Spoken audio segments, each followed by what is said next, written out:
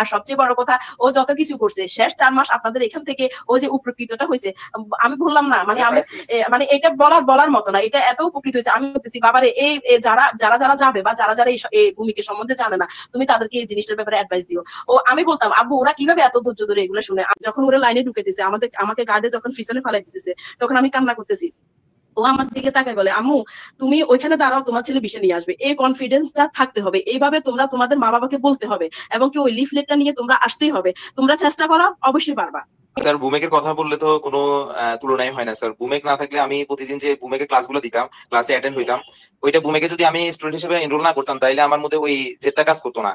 প্রতিদিন যে স্টুডেন্ট হিসেবে ওইখানে ক্লাসে উপস্থিত হওয়া, প্রিপেয়ার করা, নিজেকে যে একটা প্রিপারেশনের জন্য অনুপ্রেরণা, ওইটা বুমেকের কারণে আমি প্রতিদিন প্র্যাকটিস করছি। আর বুমেক অবশ্যই আপনি, অরণ্য স্যার, তারপরে মেগা ম্যাম, ঐশী ম্যাম, পূর্বা ম্যাম, সাদমান স্যার, সবাই অনেক হেল্পফুল ছিল। সবাই অনেক ইন্সপিরেশন দিত আমাকে, আর হচ্ছে সবাই অনেক হেল্পফুল ছিল। আর আপনারা এত সুন্দর করে ওকে, মানে ওর বিভিন্ন স্যারেরা ওকে, মানে আপুরা ওকে যেভাবে ফিডব্যাক দিত, আমি বলতাম, আমি আমার ছেলের সাথে দাঁড়ায় থাকতাম, বসে থাকতাম, আমার ছেলে হাসতো, আমু তুমি এমন করো কেন? না, আমি বলছি যে তুই কিভাবে দেশ, আমি ওটা দেখবো।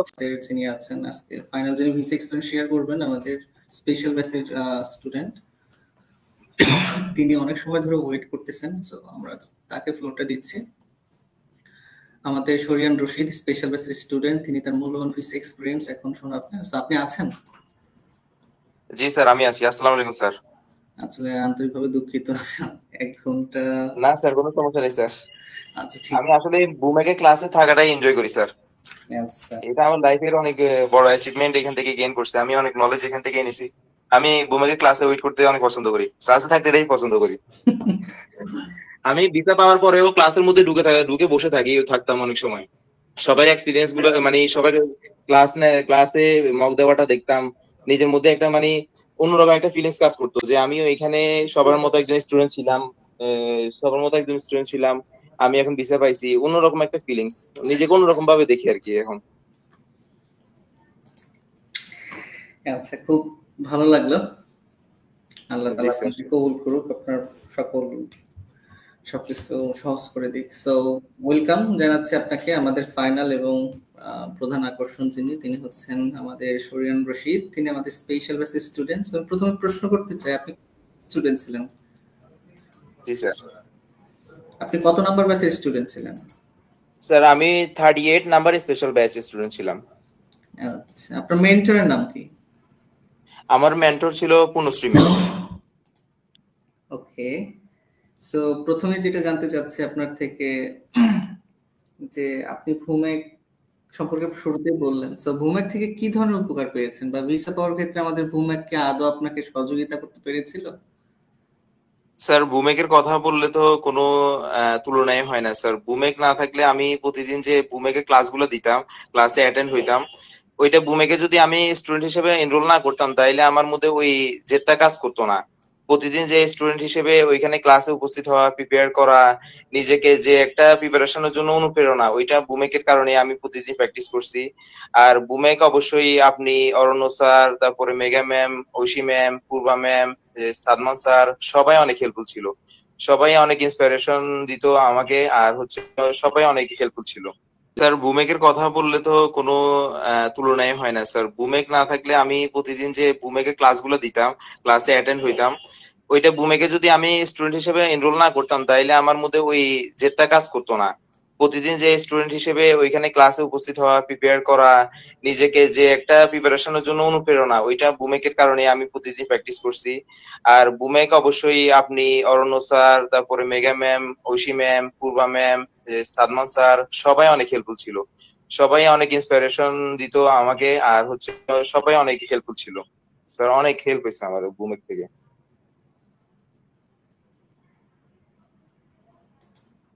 আচ্ছা, ওকে। সো আপনি ইউএসএ তে যাবেন, এই স্বপ্ন কবে থেকে দেখেছেন, বা এই স্বপ্নটা পূরণ করার জন্য কি কি পদক্ষেপ নিয়েছেন? স্যার আমার এই স্বপ্নটা হচ্ছে, আমি যখন থেকে বুঝ হয়েছে, আমার বড় হওয়ার পর থেকে বুঝ হয়েছে, আমার ফ্যামিলিতে আমার রিলেটিভস, আমার ফুফু, আমার মামা, মানে ফ্যামিলি মেম্বার এবং এই হচ্ছে প্রতিবেশী অনেকেই হচ্ছে ইউএসএ তে। আমার নিজের ফুফু, নিজের মামা সবাই ইউএসএ তে ছিল। আমার মামা নিজেও স্টুডেন্ট ভিসায় ইউএসএ গিয়েছে। উনি হচ্ছে এখন এই বছর মেতে সিটিজেনশিপ পাইছে। 2013 তে উনি গেছে। তাই তখন থেকে আমার হচ্ছে ছোটকাল থেকে ইউএসএ তে যাওয়া একটা মানে স্বপ্ন ছিল। এন্ড নিজেও দেখলাম যে ইউএসএ তে যাবো, তারপর হচ্ছে পড়াশোনা করব, একটা ডিগ্রি নিব। তাই এটা আমার অনেক আগে থেকেই স্বপ্ন ছিল, এটা ইউএসএ যাওয়াটা। ওকে, সো জি যেদিন স্যার, আপনার শুনতে পাচ্ছেন? ইন্টারভিউ ছিল সেদিনকার এক্সপিরিয়েন্সটা বলবেন। স্যার যেদিন ইন্টারভিউ ছিল ওই দিন ইন্টারভিউতে আমি ওই দিন ইয়ার আগের দিন আমিও ইন্টারভিউ দিয়েছিলাম ম্যামদের কাছে। ম্যামরা আমার 3-4 বার করে মক নিছে। তখন হচ্ছে সবাই আমাকে অনেক ইন্সপিরেশন দিছিল যে মক ভালো হয়েছে, ইনশাল্লাহ আপনি ভিসা পাবেন। পরের দিন আমি সকালবেলা উঠেই আমি প্রথমে ফজর নামাজটা পড়লাম। পড়ার পরে আমি রেডি হয়ে গেলাম। তারপর সালাতুল হাজত পড়ার পরে আমি আল্লাহর কাছে লাস্ট চাইলাম আর কি, যেন আল্লাহ আমার স্বপ্নটা পূরণ করে। তারপরে আমি দেখলাম আল্লাহর কাছে চাওয়াটা হচ্ছে অনেক বড় ব্যাপার। এই আল্লাহর কাছে চাইলে আপনার ইমানের শক্তি এত বেশি বাড়বে যে আপনি হচ্ছে ইন্টারভিউ রুমে সবাই বলে আপনার সবাই ভয় পায়, কিন্তু আমার হচ্ছে একটু ভয় কাজ করে নাই। তখন সকালে আমি যখন বের হইতেছিলাম সবকিছু কমপ্লিট করার পরে, তখন আমার আম্মু বলতেছিল যে, বাবা তুই কি ভিসা পাবি আজকে? আমি আমার আম্মুকে বলে বাইর হইতেছি আম্মুর সাথে যে আজকে আপনি দেখবেন আমি ভিসা নিয়ে ঘরে আসবো। পরে আমি 7টা বাজে আমরা বের হয়ে যাই। আমার ইন্টারভিউ টাইম ছিল হচ্ছে 9:30। তারপরে পৌঁছাইতে ওইখানে আমার 8টা বেজে যায়। পরে আমি ওইখানে যাই লাইনে সিরিয়ালি দাঁড়াই। আমি ইউএস এম্বাসিতে আরো আগে আরো 7-8 বার আমি যাই ওইখানে ইউএস এম্বাসিতে। আমার ওই এনভায়রনমেন্টটার সাথে আমি নিজেকে ফ্যামিলিয়ারাইজ করার চেষ্টা করেছিলাম। তখন হচ্ছে আমি ওই এম্বাসিতে যেয়ে আমি কোনো কনফিউজ বা হচ্ছে কোনো টেনশন কাজ করতেছিল না। পরে আমি সিরিয়ালি দাঁড়ানোর পরে ওইখানে আমাকে তারপর ডাক দেয় 9:30 9:30টার ইয়েগুলো সবগুলোকে ক্যান্ডিডেটকে ডাক দিতেছিল। পরে আমার ভিতরে ঢোকার পরে ফর্মালিটিস সবকিছু আমার হচ্ছে ডিএস 160 যে একটা বারকোড থাকে ওটা লাগাই দিল। তারপর হচ্ছে চেকিং হইলো, ওইগুলো হওয়ার পরে আমার ওইখানে ইন্টারভিউ রুমে ঢুকলাম। তারপরে হচ্ছে 1 থেকে 3 পর্যন্ত কাউন্টারে ওদের হচ্ছে চেক করা হয়, পাসপোর্টটা চেক করা হয়।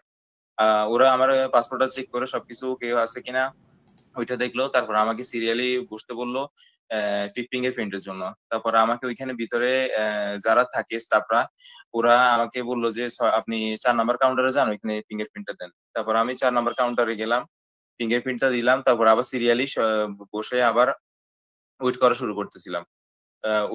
ওয়েট করলাম। তারপরে হচ্ছে বাম দিকে চাপতে হয় সবসময়। আমি তারপরে সবাই তখন থেকে আমি ইন্টারভিউ রুমে ইন্টারভিউ অফিসারদেরকে অবজার্ভ করতেছিলাম। সবাই ইন্টারভিউ কিভাবে দিচ্ছে, কোন অফিসার কিরকম হচ্ছে আনসার এক্সপেক্ট করে, এগুলো অবজার্ভ করতেছিলাম। তখন আমি সবচেয়ে সামনে যে বেঞ্চটা থাকে ওইখানে বসেছিলাম। তখন আমি একটা ইন্টারভিউ অফিসারকে অনেক বেশি অবজার্ভ করছি, ওইখানে টাইম পাইছিলাম। ওই অফিসারটা ছিল 9th কাউন্টারের, যেখানে আমি ইন্টারভিউ দিছিলাম। পরে পরে আমি আমার রোতে আমাকে স্টাফরা দাঁড় করাইলো 9 থেকে কাউন্টারে। ভিসা অফিসার ছিল হচ্ছে হোয়াইট আমেরিকান। উনি হচ্ছে বিয়ার্ড ছিল, রেড বিয়ার্ডে ছিল উনি। ভ্যাম্পায়ারের স্মাইলের মতো উনি স্মাইল করে। ওনার ইউএস এম্বাসিতে একটা ভিডিও আছে ওনার, সবাই দেখতে পারবেন। পরে আমার রোতে আমার সামনে 6 জন ক্যান্ডিডেট ছিল, সবাই স্টুডেন্ট। আনফরচুনেটলি ওরা হচ্ছে 6 জনই রিজেক্ট হয়ে যায়। 6 জন রিজেক্ট হয়ে যাওয়ার পরে তারপর আমার টার্ন আসে। তারপর আমি সুন্দরভাবে যেভাবে আমি বুমাকে এখানে মক দিতাম ওইভাবে গ্রিটিংসটা দিছি। গ্রিটিংস দেওয়ার পরে উনি আমাকে রিপ্লাই করছে। আমি ওনাকে থ্যাংক ইউ বললাম। তারপর হচ্ছে উনি জিজ্ঞেস করেছিল যে how did you find this university? আমার প্রথম কোশ্চেনটা ছিল এইটা। তারপর আমি বললাম আমি একটা কনভিন্সিভ অ্যান্সার দিছিলাম, একটা অথেন্টিক অ্যান্সার ছিল এটা।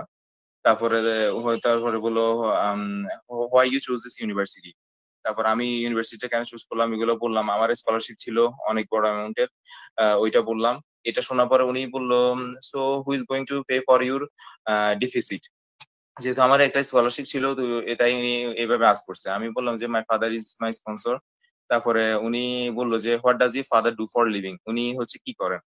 পরে আমি ওইভাবে আনসার দিলাম। আনসার দেওয়ার পরে উনি এবারে বললো আর কি congratulations young man, your visa is approved. এইটা বলার পরে আমার তো আর কোনো কিছুর দিকে হুঁশ নাই। তারপরে আমি অফিসারকে বললাম যে thank you officer, you just made my day. এটা বলে চলে আসতেছিলাম। পরে ওনার আমি চিন্তা করলাম কি ওনাকে আরেকটু অ্যাপ্রিসিয়েট করা যায় অফিসারকে। তাই আমি ওই চলে আসতেছিলাম, এক স্টেপ চলে আসছি, তারপর আবার কাউন্টারের সামনে গেলাম, যে ওনাকে বললাম thank you very much officer, I appreciate your time. আমার অ্যাপ্রিসিয়েশন দেখে উনি বুকে হাত দিয়ে দিছে, বুকে হাত দিয়ে দিয়ে বলতেছিল I also appreciate you too. এটা বলার পরে আমি হচ্ছে ব্লু লিফলেটটা নিয়ে রুম থেকে বাইর হইতেছিলাম। বের হওয়ার সময় ওইখানে সিরিয়ালের করিডোরে অনেকে স্টুডেন্ট তারপরে ক্যান্ডিডেট বসে থাকে, সবাই সাইড টক করতেছিল যে এই ছেলেটা ভিসা পাইছে ভিসা পাইছে। পরে আমি ওই লিফলেটটা শো অফ করতে করতে আসতেছিলাম, মানে অন্যরকম একটা অনুভূতি ছিল এটা। তারপরে বের হওয়ার সময় আমি যেহেতু আমেরিকা সেন্টারের মেম্বার ছিলাম, বের হওয়ার সময় লাস্ট গেটে একজন গার্ড ছিল, উনি আমাকে চিনতে পারছে। আমি আমেরিকা সেন্টারে যাইতাম ওই তখন থেকে ওনার সাথে পরিচয়। উনি জিজ্ঞেস করতেছিল কংগ্রেচুলেশনস, আপনি তো ভিসা পেয়ে গেছেন। পরে আমি ওনার সাথে একটু কথা বলে, হ্যাঁ ভাই ভিসা পেয়ে গেছি, এবার এই কথা বলে চলে আসতেছিলাম। পরে আমার আম্মু ছিল ওই দিন, খালামণি ছিল। পরে ওনারা আমাকে ফলো করছে, আমি বের হইতেছিলাম। পরে ওনাকে এসে জোরে তুললাম আর কি। এক্সপিরিয়েন্সটা খুবই স্যার চমৎকার ছিল, অ্যামেজিং। তো বাড়িতে সবাই কেমন খুশি হয়েছে আপনার ভিসা পাওয়াতে? স্যার ভিসা পাওয়াতে সবাই, আমার আব্বু আম্মু তো হচ্ছে অনেক বেশি খুশি। আর আমার বোন, ছোট বোন, ও ক্লাস 2 তে পড়ে, একমাত্র বোন। ও সব সময় বলতো যে, আমার আম্মু বলতো বাসার মধ্যে যে তুই ভিসা পাবি কিনা, বা একটু চিন্তা করতো সবসময়। আম্মু অনেক হেল্প করছে আমাকে। আম্মু নিজে হচ্ছে আমার মক নিত, মক প্রিপারেশনের জন্য। তারপরে ওনার কাছে আমি মক দিতাম, উনি আমাকে ফিডব্যাক দিত। ম্যামেরা যখন আমার মক গুলো নিত, তখন হচ্ছে আম্মু সাইডে থেকে আম্মুর রান্না ফেলে তারপর আমার সাথে এসে আমার মক শুনতো। হ্যাঁ, আম্মু হচ্ছে তারপরে আমাকে নিজে ফিডব্যাক দিত। আমার আম্মু অনেক হেল্প করছে। আমার বোন কখনোই বলে নাই যে ভাইয়া তুমি ভিসা পাবা না, সবসময় ও বলতো ভাইয়া তুমি ভিসা নিয়ে আসবা। ও যেদিন আমি যাইতেছিলাম ওই দিনই বলছে তুমি ফাটাই দিয়ে আসবা। তো তারপরে ওর এক্সপেকটেশন ছিল এরকম। এখন ওর মতো খুশি আর কেউ নাই। আর আমার ফ্যামিলি, আমার রিলেটিভস যারা শুনতেছিল তারা তো কিছুই জানতো না। পরবর্তীতে ওনাদেরকে জানাইছি, ওনারা সবাই সারপ্রাইজ হয়েছে, ওনারা ঠিক কল্পনা করতে পারে নাই। আসলে স্যার এটার এক্সপিরিয়েন্সটা অন্যরকম স্যার। যেদিন আমি ইন্টারভিউ দিব, এর আগের দিন আমি কল্পনা করতে পারি নাই আমি আগামী দিন হচ্ছে ভিসাটা নিয়ে আসবো। ভিসাটা পাওয়াটা হচ্ছে স্যার, মানে পুরোপুরি কল্পনা করা যায় না স্যার। ভিসা পাওয়ার পরে যে এক্সপেকটেশনটা, যে এক্সপিরিয়েন্সটা, এটা স্যার কোনোভাবে ডিসক্রাইব করা সম্ভব না। এটা কি আপনার ফার্স্ট অ্যাটেম্প ছিল না সেকেন্ড অ্যাটেম্প? স্যার এটা আমার ফার্স্ট অ্যাটেম্প ছিল। আর এটা আমি কোনো কান্ট্রি ট্রাভেল করা ছিল না। এটা আমার ফার্স্ট অ্যাটেম্পটে আমি ভিসা পাইছি। আমার এইচএসসি ব্যাচ 23 ছিল।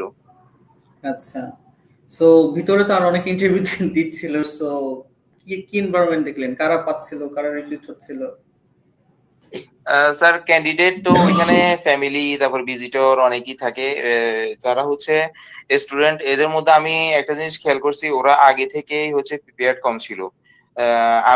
আমি আগে থেকে যেহেতু বেঞ্চে বসা থেকে অবজার্ভ করতেছিলাম, ভিসা অফিসার দিকে ওইখান থেকে আই কন্টাক্ট করতেছিলাম। ওনারা পিছনে তাকায় দেখে ক্যান্ডিডেট কোনটার কি অবস্থা, ওনারা আগে থেকে অবজার্ভ করে।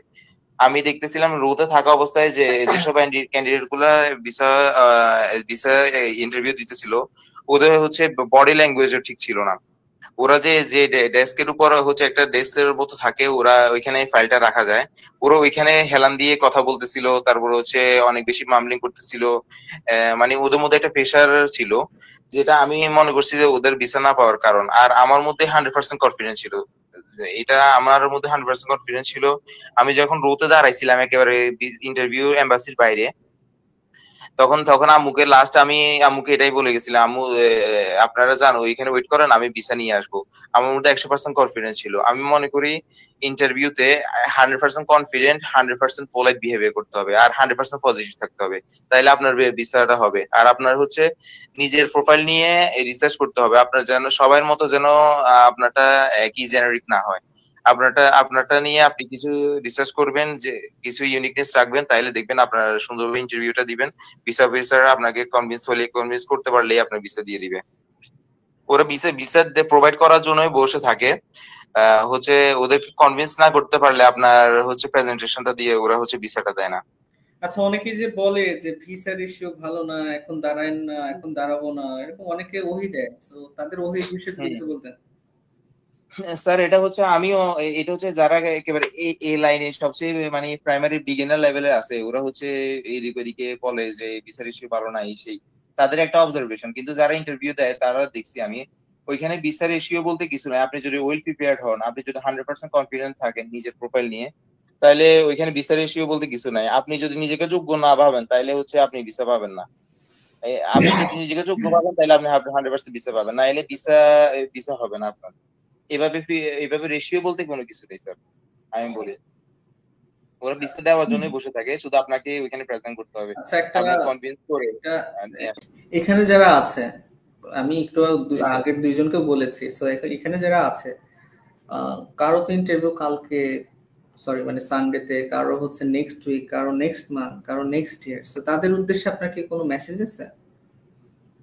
স্যার অবশ্যই, আমি যেহেতু সেমি ট্র্যাকে ছিলাম ওনাদের মতো একজন, আমি ওনাদের জন্য হচ্ছে আপনারা যেভাবে লেগে আছেন, হার্ড ওয়ার্ক করতেছেন, আপনারা ওইভাবে হার্ড ওয়ার্ক করেন। কখনো বুমেকে আপনারা যে বুমেকে আছেন এটা আপনাদের জন্য একটা ব্লেসিং হইতে পারে।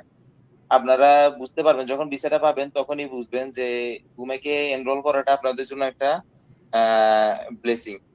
আপনারা সবাই হার্ড ওয়ার্ক করতে থাকেন, এইভাবে লেগে থাকেন। মা বাবার দোয়া বুলেটের মতো কাজ করে, এটা হচ্ছে 100% রিয়েল। মা বাবার দোয়া নেওয়ার চেষ্টা করবেন, আর আল্লাহ তাআলার কাছে চাওয়া ছাড়া কোনো কিছু পাবেন না। আপনি এখন কোথায়? স্যার আমি তো এই তো আছি, বাসায় আছি। আশেপাশে আপনার আম্মা শুনতে পাচ্ছে আপনাকে? হ্যাঁ, আমার আম্মা শুনতে পাচ্ছে। আমার আম্মু আমার হচ্ছে পুরা জার্নিতে আমার আম্মুই হচ্ছে আমার। ওকে, সো আপনার আম্মার পক্ষ থেকে কিছু শুনতে পারবো আমরা? হ্যাঁ স্যার অবশ্যই, আম্মু তো বলার জন্য সবসময় জি জি রেডি থাকে। সো আমরা এখন ওয়েলকাম জানাচ্ছি আমাদের শ্রদ্ধেয় আন্টিকে, রশিদের আম্মা। আসসালামু আলাইকুম। আসসালামু আলাইকুম। কেমন আছেন? ওয়ালাইকুম সালাম। জি আছি আলহামদুলিল্লাহ, আপনারা কেমন আছেন? জি আমরা ভালো আছি।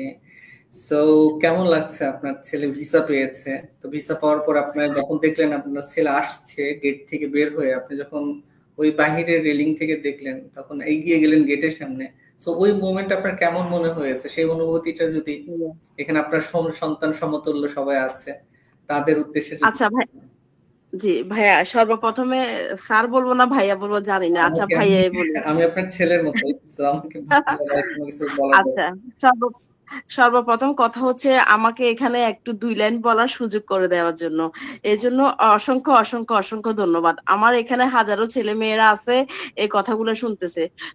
আমার কথা হচ্ছে সর্বপ্রথম কথা হচ্ছে চেষ্টা করতে হবে, লেগে থাকতে হবে। লেগে থাকা ছাড়া কিছুই সম্ভব না। আমার ছেলে যখন একটু একটু বড় হচ্ছে, তার মনের মধ্যে আমি ওই জিনিসটা বীজ ঢুকে দিছি। ভাবা, আমি ওই জিনিসটা বীজ ঢুকে দিছি যে জীবনে কিছু করতে হবে, জীবনে সফলতা অর্জন করতে হলে লেগে থাকতে হবে।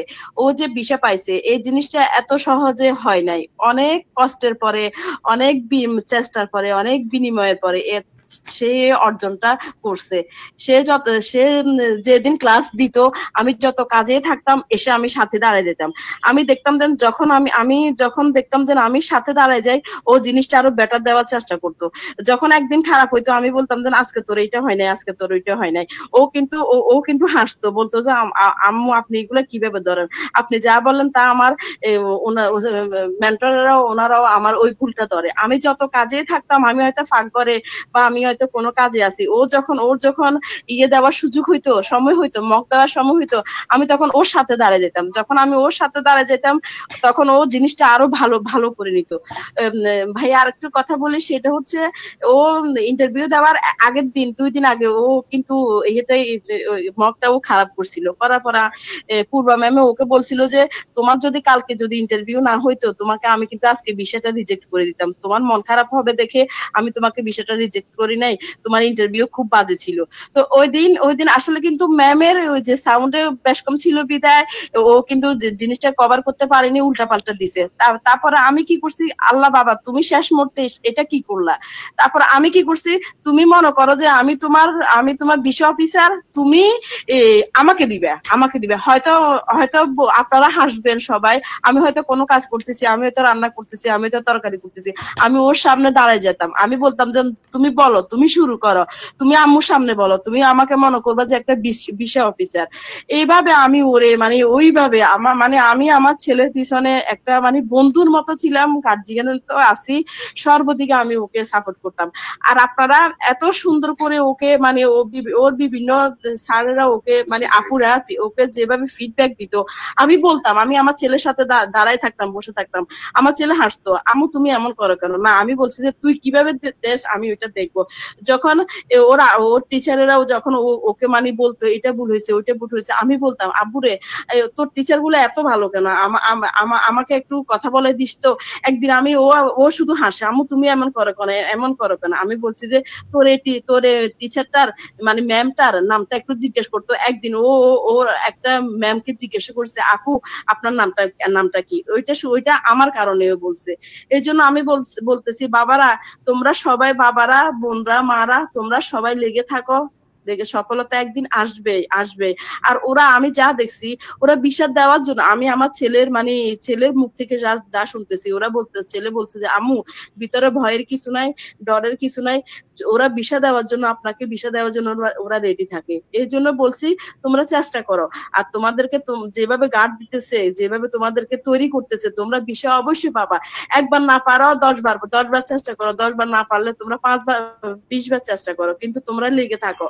আর শুনো বাবারা, আরেকটা কথা, সেটা হচ্ছে আমার ছেলে মানে কোনো জায়গায় একবারে সফল হয় নাই, একবারে কোনো জায়গায় সফল হয় নাই। যে কাজে হাত দিছি ওইটা দ্বিতীয়বার করা লাগছে, তৃতীয়বার করা লাগছে, এইভাবে আমি কিন্তু আল্লাহর রহমতে বিষয়টা হচ্ছে মানে ভাগ্যের ব্যাপার ফার্স্ট টাইম। আর সবচেয়ে বড় কথা হচ্ছে মা বাবার দোয়া বুলেটের মতো লাগে। যেদিন সকালবেলা 9:30 তার ইন্টারভিউ, আমি সারা রাত নামাজের বিছানায় পড়েছিলাম, সকালবেলা তারে গরম পানি দিয়ে গোসল টোসল করে আল্লাহর নাম নিয়ে আমি 7টার দিকে ওরে নিয়ে বের হয়ে গেছি। যখন ওরে লাইনে ঢুকেতেছে, আমাকে গার্ডে যখন পিছনে ফালাই দিতেছে, তখন আমি কান্না করতেছি।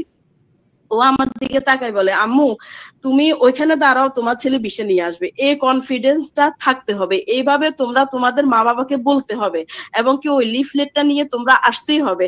তোমরা চেষ্টা করো, অবশ্যই পারবা, অবশ্যই পারবা। হ্যালো, আপনি বলতে থাকেন, শুনতেছি আমরা। আমাকে তো বলতে দিলে আজকে আমি সারা দিন মানে সারা রাত বলে থাকবো। এই যে সন্ধ্যা থেকে আজকে দুপুরবেলা যখন মেসেজ আসছিল শারিয়ানকে এখানে বলতে হবে, তখন থেকে আমি মানে ওকে বাবা কয়টা বাজে শুরু হবে 9টা বাজে আপনাদের ইয়েটা শুরু হয়, সেই 9টা থেকে এখন 11টা 9 বাজছে, আমি কিন্তু আমার ছেলের সাথে বসে আছি। ও মাঝে মধ্যে বিরক্ত হচ্ছে না, ও কিন্তু এই জিনিসটাকে এনজয় করে।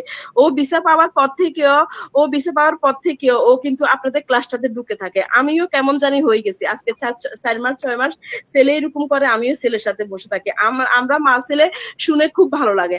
আপনার এখানে আমি আরেকটা, আপনাদেরকে বিরক্ত করতেছি কিনা জানি না, আমি আরেকটু কথা শেয়ার করি। সেটা হচ্ছে খুলনার একটা ছেলে, খুলনা তো বাবা, খুলনার একটা ছেলের নাম কি জানি, মেহেদি। খুলনার একটা ছেলে মেহেদি নামে, মেহেদির ওর যে বিশাল ইয়েটা বলছিল, ওই দিন আমি আমার ছেলের সাথে বসে বসে কাঁদছি, এবং কি আমার ছেলেরে বলতেছি যে বাবা ওর ভিডিওটা আবারও কি শোনা যাবে, ওর কণ্ঠটা কি আবারও শোনা যাবে।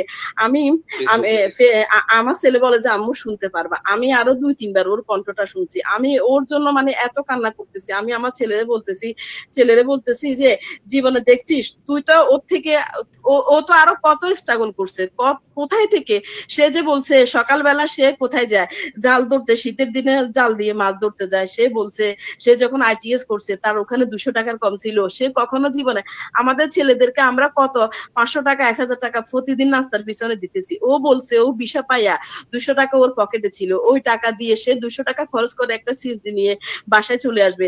সে ওইটা জীবনেও করে নাই, কারণ সে 50 টাকার বেশি সে জীবনে খরচ করে নাই। সে রোডে ঘাটে ভালো একটা জিনিস খায় নাই, শুকনা খাবার খাইছে, বোন খাইছে, পাউরুটি খাইছে। এগুলার আমি আমার ছেলেকে বলছি যে ও যদি পায়, ও যদি ওই লেভেল থেকে যদি তার মনে জোরে জোরে উঠে আসতে পারে, তোমরা কেন পারবা না? তোমরা তো তার থেকে বেটার।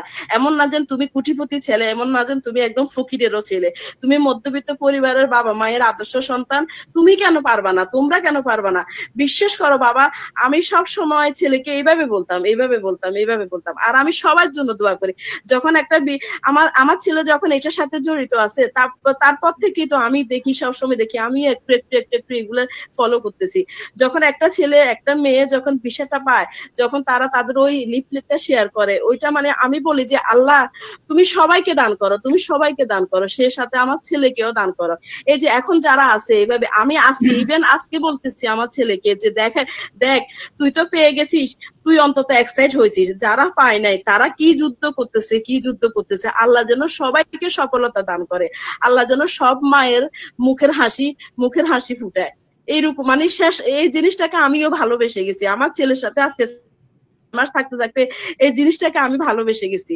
বিশ্বাস করেন আপনারা, আমি সেই আজকে দুপুর থেকে প্রস্তুত কখন সে এখানে ইন্টারভিউ দিবে, আর আমি যদি একটু সুযোগ পাইতাম, আমি আমার আবেগগুলা, আমার ছেলে বলে আম্মু তুমি পাগল, তুমি বেশি কথা বলো। আসলে আবেগে আমি এত বেশি, আমি আমার ছেলেকে বলতেছি যদি একটু সুযোগ পাই আমাকে একটু বলতে দিস তো বাবা। একদিন ওর ম্যাডামে ওর ভুল ধরছিল পুরা ম্যামে, আমি ওকে সারা রাত বসে রাখছি। তুই মনে করবি আমি অফিসার, তুই আমার সাথে বল। ওর ভিসা পাওয়ার 2 দিন আগের ঘটনা। এরপর থেকে হঠাৎ করে ওর এত কনফিডেন্স লেভেল বাড়ছে, ও মানে বলে যে আম্মু আমি ফাটাই ফেলবো। ওর ভিসা পাওয়ার আগের দিন ওর যখন মক নিছিল, তখন সবাই বলছিল যে তুমি ফাটাই ফেলবা। আমার একটা মেয়ে আছে মাদ্রাসায় পড়ে ক্লাস 2 তে। আমার মেয়ে সবসময় বলতো আম্মু আমার ভাইয়া পাবে। যখন সকালবেলা নামাজ পড়ে ওরে নিয়ে বাইর হইছি, বলতেছি বাবা আসলে কি পাবি। ছেলে আমাকে বলতেছে আম্মু তুমি 100% কনফিডেন্স থাকো, এই তোমার ছেলে লিফলেট নিয়ে এসে তোমার সাথে এখানে দুপুর বেলা ভাত খাবে। আমি জানতাম আমার ছেলে পাবে, কিন্তু ওই যে মানুষে যে বলে যে এই ভাগ্যেরও কিছু আছে, ভাগ্যেও ব্যবহার করতে হবে। আমি জানতাম যে আমার ছেলে এমন ভাবে নিজেকে প্রস্তুত করছে, প্রিপেয়ার করছে, আমার ছেলে 100% পাবে, তবে যদি আমার ছেলেকে সুযোগটা দেওয়া হয়। এমনও তো আছে যে অফিসারের মুড খারাপ, অফিসার রিজেকশন মেরে দিল, টাইম দিতেছি না। কিন্তু আমি যতক্ষণ ওখানে দাঁড়াইছিলাম ততক্ষণ আমার মুখে নবীর উপরে দরুদ ছিল, আর আমার সন্তানের উপরে মা বাবার একটা দোয়া, ওইটা আমার মুখে লেগেছিল। আমার সাথে আমার বোন ছিল, বোনে বলে যে তুই কোনো টেনশন করিস না, আমাদের ছেলে বিষয় নিয়ে আসবে। ওর উপরে সবার ওভার কনফিডেন্স ছিল, আমারও ছিল ভাইয়া। তবে আমি একটা জিনিসকে ভয় পাইছি, যদি ভাগ্যে যদি তার পেপার না করে, ওকে যদি অফিসারের চান্স দিয়ে ওর বেস্টটা দিতে পারবে, আমি ওইটাতে 100% কনফিডেন্স ছিলাম। তারপরে সবকিছু শেষ কথা, আল্লাহর রহমতে ছেলে বিষয় নিয়ে এসে জড়ায় ধরছে, আলহামদুলিল্লাহ। আর আমি ওখানে যত মানুষ, আমার ছেলের মতো যত ছেলে মেয়ে ওখানে গেছে, আমি শুধু আমার ছেলের জন্য প্রে করি না, আমি সবার জন্য করছি। কারণ এই স্ট্রাগলটা 2টা বছর ধরে, একটা ছেলে যখন একটা মেয়ে যখন স্ট্রাগল করে, অনেক ব্যাপার স্যাপার আছে, ফিনান্সিয়াল ব্যাপার স্যাপার আছে, অনেক কিছুর মধ্যে দিয়ে যেতে হয়। আমরা তো কোটিপতি না, আমাদের যে অনেক অগাধ আছে, আমরা অনেক কিছু স্যাক্রিফাইস করে, আমরা অনেক কিছু করে এই জায়গাটাতে একটা ছেলে মেয়েকে নিয়ে পৌঁছায়। যাদের অনেক আছে তাদের কথা হচ্ছে আলাদা। এই জন্য আমি বলছি যে ওখানে দাঁড়ায় আমি বলছি যে আল্লাহ পাক যত মায়ের ছেলে মেয়ে এখানে ডুবতেছে সবাইকে তুমি খুশি করো। এমনকি আমি পাগলামি এটাও করছি, যারা লিফলেট নিয়ে হাসি বাহিরিত, আমি যাই ওদের সাথে কথা বলতাম। আমার বোন আমাকে বলে এরকম করিস না, আমি বলতাম না আপু, অন্যের সুখী হওয়া ভালো, অন্যের আনন্দে শরীক হওয়া ভালো। এই জন্য আল্লাহ তাআলা আমাকেও খুশি করছে। এটাই হলো সবচেয়ে বড় কথা। আর আপনাদের এত কষ্ট, আপনারা কিভাবে যে এত ধৈর্য ধরে এগুলা করান। এই যে ওর যে মিসরা যে ওকে কিভাবে যে ফিডব্যাক দিত। হ্যাঁ, আমি এতগুলো ম্যামের নাম জানি না। আমি একদিন বলছিও বাবা এই ম্যামটার সাথে আমাকে একটু কথা বলে দিবি, এই ম্যামটার নাম কি জিজ্ঞেস করতে। একদিন সে কোন একটা মিসকে তার নামও জিজ্ঞেস করছে, সেটা আমার অনুরোধে। আমি সব সময় ওর সাথে বসে থাকতাম। আজকে এই যে ওর রেজাল্ট, ও ভিসা পাওয়ার পর থেকে এই পর্যন্ত যতদিন ভিসার রিভিউ দিছে, আমার ছেলে এখন আল্লাহর রহমতে ভিসা পাইছে। তারপরে আমরা এই জিনিসটাকে ভালোবেসে ফেলছি। মা ছেলে 9টা বাজলে এই যে মোবাইল হাতে নিয়ে বসে যায়। খুব ভালো লাগে। আল্লাহ আপনাদের ভালো করুক। আচ্ছা, সো এখানে তো যারা আছে সবাই আপনার সন্তানের মতোই। সো মানে সবাই থেকে যেটা আমি জানতে চাচ্ছি যে ভিসা পাইলে তো যে ভিসার জন্য ইন্টারভিউ দিচ্ছে সে তো সাকসেস হয়ে গেল, তার সাকসেসের সাথে কিন্তু জড়িত তার বাবা মা। সন্তান যখন ভিসা পায়, বাবা মার অনুভূতিটা কেমন সেটা যদি একটু বলতেন, বা ভাই বোন যারা আছে তারা কতটা খুশি, ভিসা পেলে কি যে পাইলো সেই খুশি হলো নাকি আশেপাশে যারা আছে তারাও তার থেকেও বেশি খুশি হয়? যে বিষয় পায় তার তো স্ট্রাগল আছে। আমি তো আমার ছেলেকে বলছি, বাবা তুমি যে পথে যাও তোমাকে আম্মু নিব, কিন্তু পড়ালেখাটা তুমি করতে হবে, বিষয়টা তুমি আনতে হবে। কিন্তু একটা স্টুডেন্ট যখন কষ্ট করে, সেই কষ্ট করে ফিনান্সিয়াল ব্যাপার গুলা সাপোর্ট দেওয়ার জন্য তার গার্জিয়ান রেডি থাকে, কিন্তু যখন সে বিষয়টা আনে তার তার তার চেষ্টায় সে বিষয়টা আনে, তার খুশি তো মা বাবার খুশি অন্যরকম।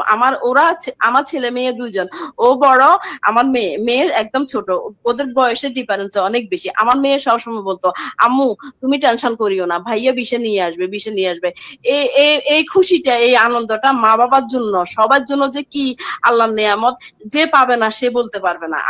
আমার ছেলে যখন একটু একটু করে বড় হইতেছে, তখন আমি ওর মনের মধ্যে ওই বীজটা দিছি। কারণ আমার বিয়ের পরে আমি দেখলাম আমার নিজের ননা ইউএসএ তে থাকে, ও 3টা ছেলে মেয়ে ওখানে পড়ালেখা করতেছে, গ্রাজুয়েশন কমপ্লিট করতেছে। আমারও একদিন আমারও স্বপ্ন জাগতো যে ওরা যদি এরকম করতে পারে, আমার ছেলে কেন পারবে না। আবার 2013 সালে আমার নিজের রক্তের, আমার ইমিডিয়েটলি আমার ভাই জিসান, ও ইউএসএ তে পড়ালেখার জন্য গেছে। ওখানে ও সবকিছু গ্রাজুয়েশন কমপ্লিট করে এই গত কি মাসে জানি মে 30 তারিখে ও ওখানে পাসপোর্টদারি হয়েছে। তো এগুলা আমাকে নাড়া দিত। ওখান থেকে আমি ওই বীজটা আমার ছেলের মধ্যে ঢুকেছি। সম্পূর্ণ ক্রেডিট ও চেষ্টা না করলে তো হইতো না। আমি যদি বীজটা ঢুকাইতাম, ও যদি বীজটাতে যদি আগুন না দিত, ঘি না দিত, তাহলে তো হইতো না। আর সবচেয়ে বড় কথা, ও যত কিছু করছে শেষ 4 মাস আপনাদের এখান থেকে ও যে উপকৃতটা হয়েছে, আমি বললাম না, মানে এটা বলার মতো না। এটা এত উপকৃত হয়েছে, আমি বলতেছি বাবারে, এই যারা যাবে বা যারা এই ভূমিকে সম্বন্ধে জানে না, তুমি তাদেরকে এই জিনিসটার ব্যাপারে অ্যাডভাইস দিও। আমি বলতাম, আব্বু ওরা কিভাবে এত ধৈর্য ধরে এগুলো শুনে। আমি একদিন এত বেশি খুশি হয়ে যেতাম, আমি বলতাম যে তোর মিসদের ম্যাডামদের নাম জিজ্ঞেস কর, ওরা কোথায় থাকে। ছেলে বলতো, আম্মু তুমি এমন পাগলামি করো না, কিন্তু আমার ভালো লাগতো। বিশ্বাস করেন ভাইয়া, আমার এত বেশি ভালো লাগতো ওদের এত ধৈর্য, এত চেষ্টা।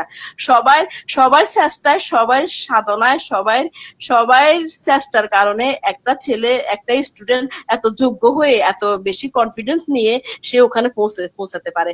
যে এখানে ক্লাস করবে না, তার ভিতরে কনফিডেন্সটা আসবে না। আমি দেখছি একটা স্টুডেন্ট যখন 2 মাস আগে যখন ও আসে, নতুন হয়ে আসে, তখন তার কথা বলা সে মাধুর্য থাকে না, সে মুখ দিয়ে কথাও বের হয় না। যখন করতে ইন্টারভিউর আগ মুহূর্ত পর্যন্ত আসে, তো 1 মাস আগের স্টুডেন্ট আর 1 মাস পরের স্টুডেন্টের মধ্যে রাত আর দিনের তফাৎ। এগুলা আমি যখন আমার ছেলের সাথে ছিলাম, এগুলো আমি ফিল করছি। আমি এই জন্য বলবো যে তোমরা চেষ্টা করো, সবাই থেকে বেস্টটা চেষ্টা করো, ইনশাল্লাহ। আর ওখানে ওরা ভিসা দেওয়ার জন্য বসেই থাকে। তুমি তোমার বেস্টটা দিবা, আই কন্টেক্ট ঠিক রাখবা, নিজেকে প্রেজেন্ট করবা, সাকসেস অবশ্যই আসবে। আল্লাহর রহমত। আর মনে মনে আল্লাহ তো থাকবে। আমরা যারা যে ধর্মের মানুষ, আমরা যেহেতু মুসলমান, যারা যে ধর্মের মানুষ, ওরা ওইভাবে প্রে করবেন, চাইবেন, আপনাদের নিজ স্রষ্টার কাছে চাইবেন, আল্লাহর কাছে চাইবেন, অবশ্যই পাবেন। কখনো বিফলে যায় না। আর মা বাবার দোয়া কখনো বিফলে যায় না। ওইটা মানুষে বলে কি বুলেটের মতো লাগে। আমি আমার ছেলের জন্য কিভাবে আল্লাহর দরবারে প্রে করছি, ওইটা একমাত্র আমি জানি। সব মায়েরাই করে সন্তানদের জন্য, শুধু আমি একা না। ওকে, ধন্যবাদ জানাচ্ছি। সো আমি এখন আমাদের ভিউয়ারদের বলবো, সো আপনার যিনি মেন্টর, আপনার মেন্টরের নাম কি ছিল? স্যার আমার মেন্টর ছিল পূর্ণশ্রী ম্যাম। পূর্ণা ম্যাম আছেন আপনি ম্যাম? জি স্যার, আমি আছি। জি, অভিনন্দন জানাবেন আপনার স্টুডেন্ট। কংগ্রাচুলেশন স্যার, আপনার জন্য অনেক হ্যাপি, আর আপনার মেন্টর হতে পেরে তো অনেক প্রাউড ফিল করছি। সো আপনার জন্য বেস্ট উইশেস। ম্যাম আপনার সাথে কথা বলার আম্মুর ড্রিম ছিল, আপনি একটা আম্মুর সাথে কথা বলেন। হ্যালো। হ্যাঁ আন্টি, ভালো আছেন? হ্যাঁ আছি, আলহামদুলিল্লাহ আছি, ভালো আছি। তুমি কেমন আছো মা? হ্যাঁ আন্টি, আমিও খুব ভালো আছি। তোমরা বলবা যে আন্টি আসলে মানে এত বেশি খুশি, এত বেশি আবেগে আপ্লুত হয়ে গেছি, মানে বলার বাইরে। আমি অনেকদিন বলতাম শাহরিয়ানকে যে বাবা ও কেমন দেখতে, একটু কথা বলা যাবে, নামটা জিজ্ঞেস কর। একদিন জিজ্ঞেস করছিল, বলতো আম্মু তুমি সব সময় ক্লাসের সময় দাঁড়ায় যাও। আমি দেখতাম যে আমি যখন ওর সামনে আসি দাঁড়ায় যেতাম, ও মানে আরো বেশি জিনিসটা সিরিয়াস হয়ে যেত। নয়তো ও জানে ক্লাস যখন শেষ হবে ওর মা ওকে বেলুন দিয়ে পিটাবে, এইরকম আর কি। এই হইলো কথা। Thank you ma'am. আপনাদের জন্য আসলে এই সফলতাটা শুধু ওর একার না, আমার না, সবার চেষ্টা, আপনাদের চেষ্টা, ও চেষ্টা, আমার চেষ্টা, আল্লাহর অশেষ রহমতে এই সফলতাটা সবার জন্য। এটার ক্রেডিট সবাই, এটার ক্রেডিট শুধু আমার ছেলে শাহরিয়ার না, সবাই নিন, সবাইকে দিতে হবে। নয়তো মহান রাব্বুল আলামিন এই জিনিসটা খুশি হবে না, বলবে যে শুধু নিজের জন্য নিছে না। এই ক্রেডিটটা সবাই, আপনারা যতজন আছেন, যতজনে ক্লাস নিচ্ছেন, যতজনে মগ নিচ্ছেন, এইভাবে একটা স্টুডেন্টকে প্রিপেয়ার করতেছেন, একবারের ভুল 10 বার ধরাই দিচ্ছেন, যেভাবে প্রিপারেশন নিয়ে ওদেরকে এমবাসি অফিসারের সামনে দাঁড় করাচ্ছেন, ওরা না পেয়ে যাবে কোথায়? আপনি দেখেন আপনাদের এখান থেকে ভিসার রেশিও কত বেশি, কেন পাবে না? কেন? আপনারা তো আপনাদের 100টা দিতেছেন, বেস্টটা দিতেছেন। ওকে, অসংখ্য ধন্যবাদ আপনাকে। ধন্যবাদ। জি আন্টি, আমাদের জন্য দোয়া করবেন। অবশ্যই। দিন শেষে এটাই প্রাপ্তি, আসলে নাথিং টু সে, কিছু বলার নাই। দিন শেষে আসলে এটাই প্রাপ্তি আমাদের। সো আচ্ছা, আমাদের বাকি যারা ছিল, পূর্ব ম্যাম, ঐশী ম্যাম, তারপর হচ্ছে মেঘা ম্যাম, হাফসা ম্যাম, আপনারা সংক্ষিপ্ত আকারে কনগ্রাচুলেশন জানাবেন। আসসালামু আলাইকুম আন্টি এবং পূর্বা ম্যাম না, আচ্ছা সবাইকে আমার দোয়া ও ভালোবাসা। তোমরা যে যেখানে আছো সবাই আমার দোয়া গ্রহণ করবা, সবাইকে দূর থেকে দোয়া করবেন আন্টি। সবাই তো কোনো না কোনো মায়ের সন্তান। আমার সন্তানের জন্য আমার যেরকম দোয়া, সবাই সন্তানের জন্য সব মায়েদের দোয়া। সবাই ভালো থাকো, সবাই জায়গা থেকে সবাই ভালো থাকো, বেস্ট থাকো, এইভাবেই থাকো। আল্লাহ সবাই ভালো করুক। জি স্যার আছি। আসসালামু আলাইকুম আন্টি এবং শাহরিয়ার স্যার, আপনাকে অনেক কংগ্রাচুলেশন, এবং আপনাকে আপনার ফুল ফ্যামিলি, আপনার মা, আপনার বোন দুজনকে, আপনার বাবাকে, আপনার ফুল ফ্যামিলিকে হচ্ছে কংগ্রাচুলেশন এবং all the best for your new life.